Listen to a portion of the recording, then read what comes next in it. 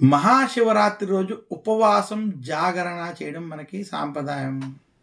దీనికి గల పురాణ కథ మనం చూసుకున్నట్లయితే పూర్వం దేవతలు రాక్షసులు కలిపి పాల సముద్రాన్ని మదనం చేయడం, అందులోంచి అమృత భాండం కోసం ప్రయత్నం చేయగా అందులో మొట్టమొదటిగా హాలాహల విషం రావడం, ఆ విషం వల్ల సృష్టి నాశనం అయ్యేటువంటి స్థితి ఏర్పడడం. అప్పుడు దేవతలు రాక్షసులు అందరూ కలిపి శివుణ్ణి ప్రార్థించగా శివుడు అమ్మవారి శక్తి యొక్క అనుమతితో ఆ యొక్క హాలాహల విషాన్ని తన యొక్క గరళ కంఠంలోకి స్వీకరించి ఈ సృష్టిని రక్షించడం జరిగింది. ఆయన అలా స్వీకరించినప్పుడు ఆయనకి అనేక ఇబ్బందులు కలిగి ఆయన అప్పుడే పాల సముద్రంలోంచి వచ్చినటువంటి చంద్రుణ్ణి పెట్టుకున్నా ఆయనకు ఉన్నటువంటి ఆయనకి వేడి పెరిగిపోయి శరీరంలో తట్టుకోలేనటువంటి స్థితి కలగడం, మెడలో సర్పాన్ని ధరించిన, తల మీద గంగ ఉన్నా కూడా అది ఆ యొక్క విష ప్రభావం చేత చాలా ఇబ్బందికరమైనటువంటి స్థితి వచ్చి ఆయన కొంతసేపు మూర్ఛిల్లడం జరిగింది.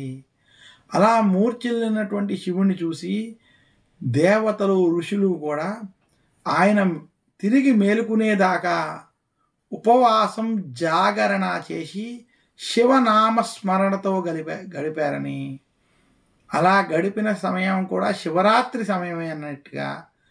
ఇదే కాకుండా అలా ఉపవాసం జాగరణ చేసిన తర్వాత ఈశ్వరుడు మళ్ళీ తిరిగి లేచి యథాతథంగా మామూలు స్థితిలో ఉండడం చూసి అప్పటి నుండి మన యొక్క సనాతన ధర్మంలో విశేషించి శివారాధనలో ఉపవాసము జాగరణ మనకి చేయడం మన పెద్దల ద్వారా వచ్చినటువంటి ఆచారం.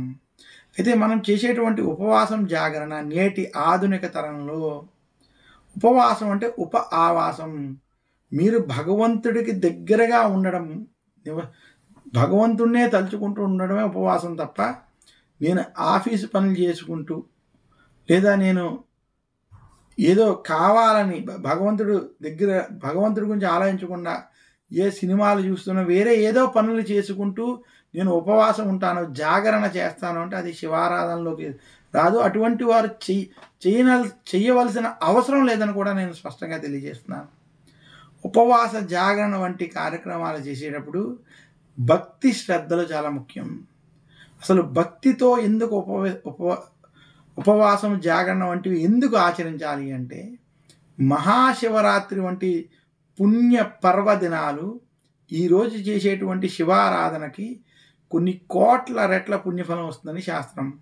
అలాంటి ఈ పర్వదినము మనం ఏ పని చేసినా భక్తి శ్రద్ధలతో చేస్తే శివానుగ్రహం వల్ల భక్తి తత్వము కలిగి అటువంటి వ్యక్తి మోక్షం వైపు, జ్ఞానము వైపు అడుగులు వేస్తాడని, ఈ జ్ఞానము మోక్ష మార్గం కలగడం చేత అతను మోక్షానికి ప్రయత్నం చేయడానికి అర్హత సాధిస్తాడని, ఆ అర్హత సాధించిన తర్వాత అతను మోక్ష ప్రయత్నం చేసి భగవంతుడిలో ఐక్యమవుతాడని, మోక్షాన్ని పొందుతాడని శాస్త్రం. ఈ మోక్షం పొందేటువంటి ఈ యొక్క ఏదైతే ఈ విధానం ఉన్నదో అదే కలగాలి అంటే ముందు మనం చేసే ప్రతి పనిలో భగవతత్వం, భగవంతుడి మీద భక్తి అనేది చాలా ముఖ్యం.